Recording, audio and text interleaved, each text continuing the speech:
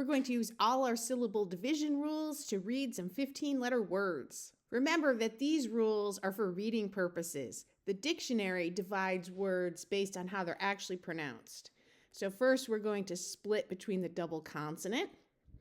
Right here we have 3 consonants in a row, so we want to keep the blends together. P and L occur together at the beginning of words, so we will keep them together and split here. Here we have 3 more consonants in a row, but S and H together make one sound, so they must stay together, so we split here. When we have a syllable starting with a vowel or with a vowel in the middle, we try the vowel short sound first. And if a syllable has a vowel at the end, we try the vowel's long sound first. One other thing to remember is that longer English words that start with the letter A usually have the A schwa, where it takes on a muffled short U sound. So rather than being a clear ack sound, this is much more likely to be more like uck. Accomplishments. Accomplishments. Let's look at our next word. Divide between 2 consonants. After a vowel, before a single consonant, here and here. Most blends are 2 letters, but this blend has 3 letters. Just think of a word like string, and you can see that S, T, and R occur together frequently. And here we divide after a vowel before a single consonant, or you can use the rule divide before the suffix. Remember that this is the suffix shun. So these 3 syllables end in a vowel, so we will try the vowel's long sound first. If that doesn't give us a word we recognize, we will switch 1 syllable at a time from the long sound to the short sound. Administrations. I don't recognize that, so let's start here and switch from a long I to a short I. Administrations. Still not a word, so let's switch from a long I to a short I here. Administrations. Oh, I recognize that. Right here, I'd like to point out that this long word has the root no in it. Remember that when K and N occur together at the beginning of a root, the K is silent. And this OW uses the long O sound. So we're going to divide between the 2 consonants here. We're going to keep the root together here. And then we're going to divide before the suffix ment. The D, G, and E together have the sound of J.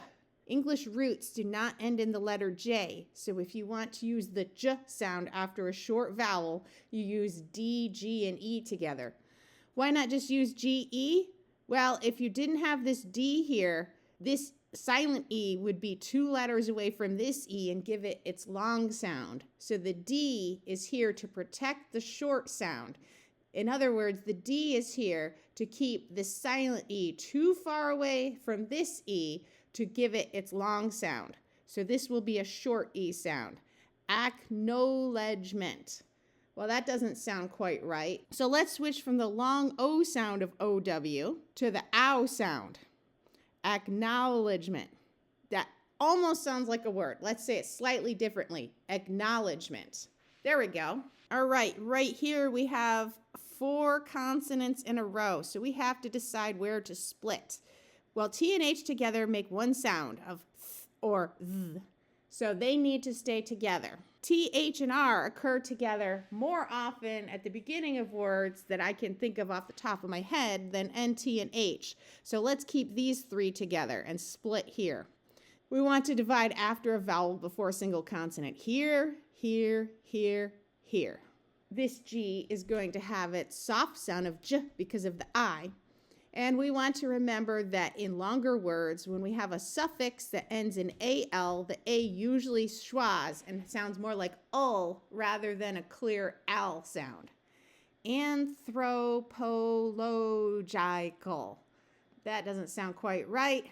So let's start switching from long vowels to short vowels in these open syllables, 1 syllable at a time, until we find a word we recognize. Anthropological.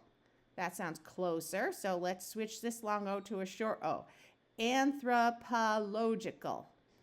Well, one thing I notice is I have right here the word logical, so let's switch this long O to a short O. Anthropological. There we go. Okay, right here I have this word, and I notice the root depress in it. We're going to look for prefixes and suffixes. Here I see a prefix, anti. I've put it in blue because it's 1 prefix, even though it's 2 syllables. If you actually wanted to divide it into syllables like the dictionary, you would split here. But I kept it together because our purpose is for reading, not for writing. This prefix can be pronounced either with a long E or a long I, so you will hear both anti and anti in American English. Now I want to divide between two consonants and between the double consonants.